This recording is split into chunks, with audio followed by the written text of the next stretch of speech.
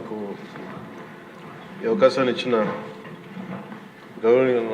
గౌరవనీయులైన సభాపతి గారికి కృతజ్ఞతలు తెలియజేసుకుంటూ గౌరవ ముఖ్యమంత్రి గారికి కూడా నమస్కారాలు తెలియజేసుకుంటున్నాను. జిఎస్టీ సంస్కరణల మీదుగా ఆంధ్రప్రదేశ్ శాసనసభలో జరుగుతున్న ఈ చర్చలో భాగంగా ఈ దేశంలోని ప్రతి పౌరునికి ప్రత్యక్షంగాను పరోక్షంగాను లబ్ధి కలిగించే ఒక చారిత్రాత్మకమైన దిశానిర్దేశకమైన అంశంపై నేను ప్రకటన చేస్తాను. ఉద్దేశం గౌరవ ముఖ్యమంత్రి శ్రీ నారా చంద్రబాబు నాయుడు గారి సూచనల మేరకు ఈ సమిష్టి నిర్ణయానికి మన రాష్ట్రం ఒక నిర్మాణాత్మక సహకారం అందించింది. ఇటీవల కాలంలో జిఎస్టీ పన్నుల విధానంలో చోటు చేసుకున్న అతిపెద్ద సంస్కరణలలో ఒకదానికి రాష్ట్ర ప్రతినిధిగా బాధ్యత వహించడం నాకు చాలా గర్వకారణంగా ఉంది. గౌరవ ప్రధానమంత్రి శ్రీ నరేంద్ర మోదీ గారు 2025 ఆగస్టు 15న 79వ స్వాతంత్ర దినోత్సవ సందర్భంగా ఎర్రకోట నుండి చేసిన జిఎస్టీ 2.0 సంస్కరణల చారిత్రాత్మక ప్రకటన దేశ ప్రగతికి బాటలు వేస్తూ ఉంది. ఈ సంస్కరణలను ముందుండి నడిపిన గౌరవ కేంద్ర ఆర్థిక మంత్రి శ్రీమతి నిర్మలా సీతారామన్ గారి కృషి ప్రత్యేకంగా అభినందనీయం. జిఎస్టీ మండలి 56వ సమావేశంలో వాటిని ఆమోదించింది. గౌరవ ముఖ్యమంత్రి శ్రీ నారా చంద్రబాబు నాయుడు గారి రాష్ట్ర ఆదాయాలకు ప్రత్యేకించి అనేక సందర్భాల్లో ముఖ్యంగా జిఎస్టీ వచ్చిన తర్వాత గౌరవ ముఖ్యమంత్రి గారు ఒక సందర్భంలో అన్న మాటలు రాష్ట్ర ఆదాయాలకి నష్టం కలుగుతున్నప్పటికీ కూడా సామాన్యుల ప్రయోజనాల కోసం విధానాన్ని మనం బలంగా సమర్థించాలని చెప్పి ఈరోజు వారు కూడా దీన్ని బలంగా సమర్థించారు అధ్యక్షతని. ఎందుకంటే మనకి ఆర్థిక ఆటుపోట్లని చూస్తూ కూడా వచ్చే ఆదాయం తగ్గిపోతున్న జిఎస్టీ సంస్కరణల వల్ల, కానీ దాన్ని ఇంకొకలాగా దాన్ని ఎలా పూడ్చుకోవాలని తెలిసి ఆయన ముందుండి దీన్ని మద్దతు తెలిపినందుకు వారికి నా కృతజ్ఞతలు తెలియజేస్తాను.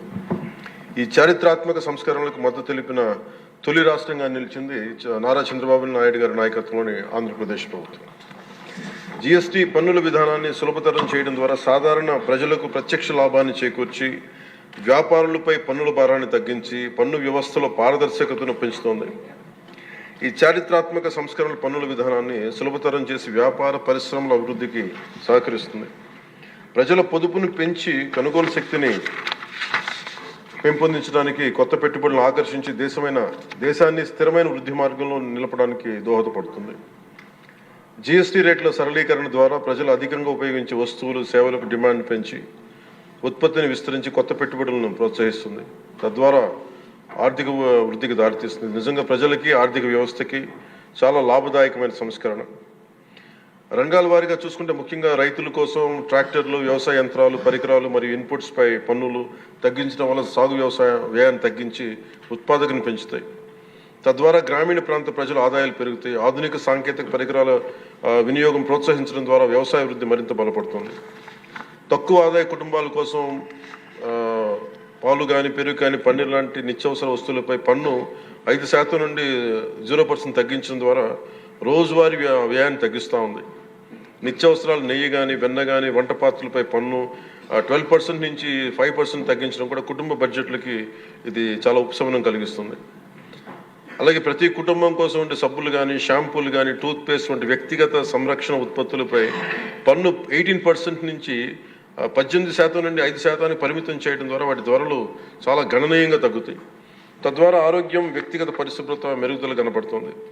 మధ్యతరగతి కుటుంబాల కోసం కార్లు, ఫ్రిడ్జ్లు, టీవీలు, ఎయిర్ కండిషనర్లపై పన్ను 28% నుంచి 18% తగ్గించడం ద్వారా వాటి ధరలు అందుబాటులోకి వచ్చి ప్రజల జీవన ప్రమాణాలు మెరుగుపడతాయి. అలాగే గృహ నిర్మాణానికి సంబంధించి సిమెంట్ పన్నుపై కూడా 28% నుంచి 18% తగ్గించడం ద్వారా గృహ నిర్మాణ వ్యయం తగ్గి సొంత ఇంటికల సాకారం అవుతుంది.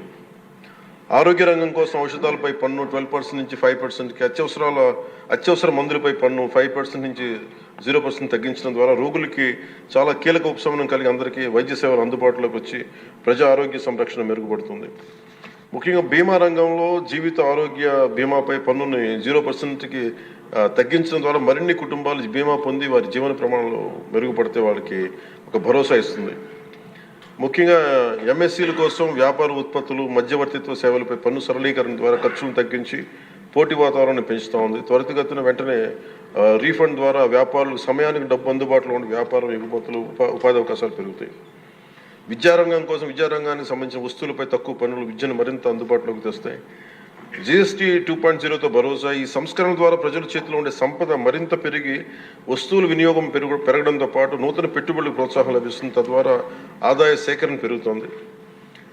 వాణిజ్య పరిశ్రమలకి సంబంధించి GST సంస్కరణ విజయవంతమైన అమలు సహకరించిన అన్ని వాణిజ్య సంస్థలు, వ్యాపార సంఘాలు, పరిశ్రమ సంఘాలకు ఆంధ్రప్రదేశ్ శాసనసభ హృదయపూర్వక కృతజ్ఞతలు తెలుపుతోంది. ప్రజలకు లబ్ధి చేరేలా చేసిన ఈ భాగస్వామ్యం సమగ్ర వృద్ధిలో సాధనలో కీలకం. ఈ అవగాహన కార్యక్రమం ముఖ్యంగా GST సంస్కరణ లాభాలు ప్రతి కుటుంబానికి చేరుకోవడానికి ఇది ఒక కార్యక్రమం చేపట్టాలని అందరం కోరుకుంటా ఉన్నారు అధ్యక్ష. జిల్లా నుంచి గ్రామ స్థాయి వరకు ఈ అందరికీ తెలిసేలాగా మరింత ఏమేమి తగ్గుతాయి, ఏవి బెనిఫిట్స్ ఉన్నాయి, ఇవన్నీ ప్రజలందరికీ తెలియజేసే ఒక కార్యక్రమం ఖచ్చితంగా రూపొందించాలి. దాని మీద మేము కోరుకుంటా ఉన్నాం. అలాగే ఈ రెవెన్యూ కానీ, కమర్షియల్ ట్యాక్స్, పంచాయతీ అధికారులు గ్రామ స్థాయిలో ప్రజలకు నేరుగా కలిసి వాళ్ళకి మమేకం వాళ్ళకి ఎలా లబ్ధి చేకూరుతుందో అది కూడా చెప్పగలగాలి. పరస్పర అవగాహనతో పాటు పలు మీడియా వేదికల ద్వారా విస్తృత ప్రచార కార్యక్రమాలు చేపట్టాల్సిన అవసరం ఉంది. ఈ కార్యక్రమం ప్రధాన లక్ష్యం ప్రతి కుటుంబం GST సంస్కరణల గురించి తెలుసుకుని వాటిని లాభాలు పొందాలని మనస్ఫూర్తిగా కోరుకుంటూ ఆంధ్రప్రదేశ్ ప్రభుత్వం ఈ చారిత్రాత్మక మార్గదర్శక సంస్కరణలు ఆహ్వానిస్తూ ప్రజల ఆర్థికాభివృద్ధి కోసం వాటి విజయవంతమైన అమలుకు సంపూర్ణ మద్దతు ప్రకటిస్తోంది. థ్యాంక్ యూ అధ్యక్ష. జై.